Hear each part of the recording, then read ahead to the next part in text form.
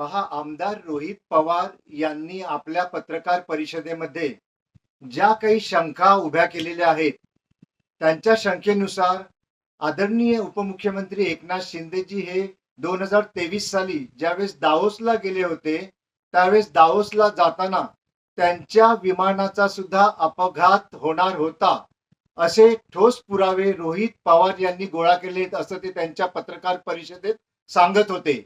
ही बाब अतिशय गंभीर आहे, कारण एकनाथ शिंदेजी या राज्याचे महत्वाचे नेते आहेत, या देशाचे सुप्रसिद्ध नेते आहेत आणि त्यांच्या जीविताला जर कोणत्याही प्रकारचा धोका होणार होता किंवा होणार असेल तर त्याची काळजी ही घेतलीच पाहिजे.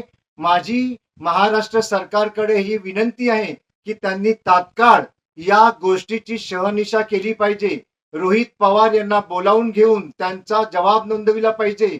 तसेच एकनाथ शिंदेजी साहेबांना तात्काळ त्यांनी दुप्पट त्यांची जी काही सिक्युरिटी सुरक्षा व्यवस्था आहे ती मजबूत केली पाहिजे, कारण एकनाथ शिंदेजी हे या देशातील आणि या राज्यातील लोकांच्या गळ्यातला ताईत आहेत.